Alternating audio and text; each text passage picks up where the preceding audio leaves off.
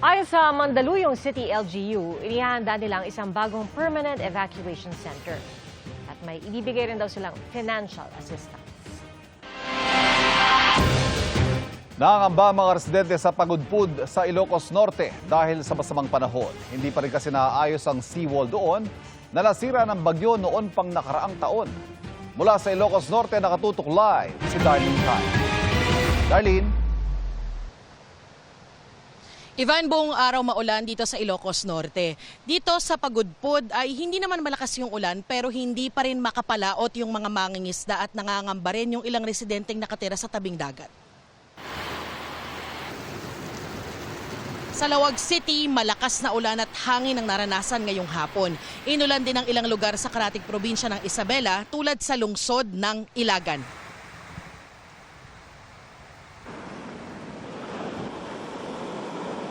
Nakataas pa rin ang bangka ng mga mangingisda sa Barangay Poblasyon 1, Pagudpud, Ilocos Norte. Mataas pa rin kasi ang mga alon dahil sa masamang panahon. Kaya 4 na araw nang hindi pumapalaot si Ferdinand. Medyo ano naman sa malakas ng dagat, wala talagang hanap buhay namin. No? Kung hindi pwede sa dagat, ma'am, kung may magpapaluto, nagluluto din ako, ma'am. Kahit wala ng wind signal dito dahil sa bagyong Bising, buong araw maulan at makulimlim. Kaya may mga residente pa rin nangangamba dahil hindi pa rin nagagawa ang seawall na sinira ng bagyong Marce noong nakaraang taon. Kapag talagang masama yung panahon, yung mga alon dito umaabot kung nasaan yung mga bahay. Kaya ngayon na hindi pa natatapos yung konstruksyon ng seawall, talagang nangangamba yung mga residente dahil wala silang proteksyon. Yung alon, unti-unti inaano ditong mga itong mga buhangin at saka mga bato.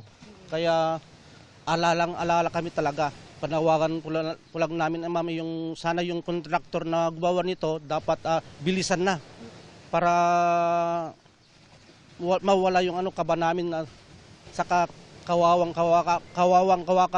kami dito eh. Ayon sa lokal na pamahalaan ng Pagudpud, ginagawa nila ng paraan para mapabilis ang paggawa sa seawall. There are hindrances naman po kasi during the construction, siyempre po, alam naman po natin, yung area po natin is kahit maulang pong bagyo, ay may nakakaranas din po kami ng mga malakas na pag-ulan, pagtaas po ng alon, paglakas po ng dagat. Kaya minsan po medyo nade-delay po yung construction po doon. Tinututukan ng LGU ang monitoring sa nasa 1,000 pamilyang nakatira malapit sa seawall. Nakahanda raw ang LGU na agad magpalikas kung kinakailangan.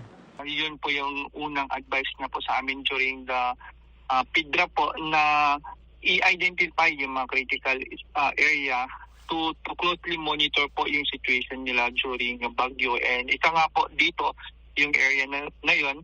Hindi kinailangang lumikas ng mga taga-Pagudpud dahil hindi naman nakaranas ng malakas at tuloy-tuloy na pag-ulan. Kaya tumuloy rin ang ilang turista. Nag-expect po kami na sunny po sana. Yung families namin nagulat. Actually, nung tinanong ko rin sila, parang ayaw talaga kami papuntahin kasi nga may bagyo. Pero sabi namin, i-push na natin to kasi minsan lang naman. Nananatili namang naka-alerto ang LGU ngayong tag-ulan o kung lalo pang sumama ang panahon sa mga susunod na araw.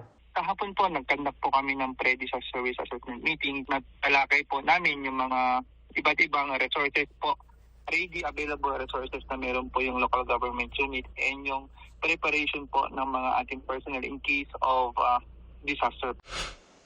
Sa Benguet, nagpapatuloy ang clearing operation sa Camp 3 Sitio Akupan, Barangay Virac, Itogon kasunod ng landslide. Minamadali na ito dahil pinangangambahan ng posibleng panibagong mga pagguho dahil sa ulang dala ng habagat. Mag-evacuate na yung mga tao. Sa dami ng ulan na parang nakikita na namin na marami pang bababa na mga tubig at saka boulders, bato. Ininspeksyon ang mga tirahan ng mga residente at tinukoy ng LGU ang mga lugar na magsisilbing evacuation center. Apektado rin ang mga pananim sa kabayan at bugya sa Benguet, partikular ang cauliflower at repolyo. Ivan, balik tayo dito sa Ilocos Norte. Ayon sa PDRRMO, patuloy silang naka-alerto at nagbabantay. Sa ngayon, wala pa raw na itatalang pagbaha o pagguho ng lupa sa buong probinsya. Ivan? Ingat, maraming salamat, Darlene Kai.